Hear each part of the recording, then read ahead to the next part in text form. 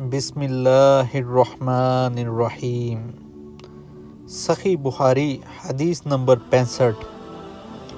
رسول اللہ صلی اللہ علیہ وآلہ وسلم نے کسی بادشاہ کے نام دعوت اسلام دینے کے لیے ایک خط لکھایا یا لکھنے کا ارادہ کیا تو آپ صلی اللہ علیہ وآلہ وسلم سے کہا گیا کہ وہ بغیر مہر کے خط نہیں پڑھتے، یعنی بے مہر کے خط کو مستند نہیں سمجھتے۔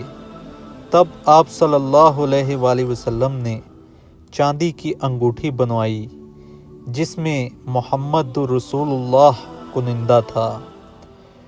گویا میں آج بھی آپ صلی اللہ علیہ وآلہ وسلم کے ہاتھ میں اس کی سفیدی دیکھ رہا ہوں۔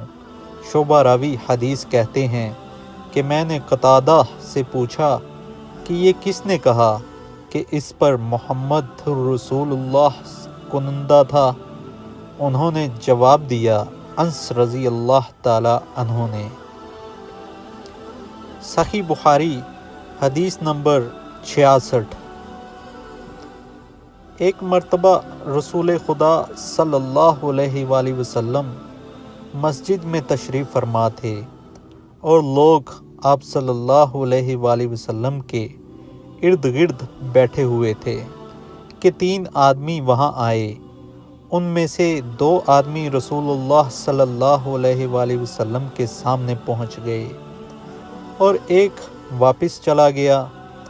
راوی کہتے ہیں کہ پھر وہ دونوں رسول اللہ صلی اللہ علیہ وآلہ وسلم کے سامنے کھڑے ہو گئے۔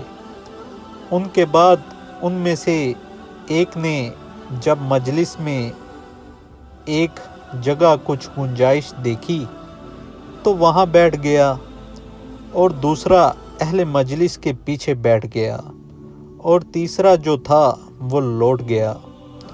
تو جب رسول اللہ صلی اللہ علیہ وآلہ وسلم اپنی گفتگو سے فارغ ہوئے تو صحابہ رضی اللہ تعالی عنہم سے فرمایا کہ کیا میں تمہیں 3 آدمیوں کے بارے میں نہ بتلاؤں؟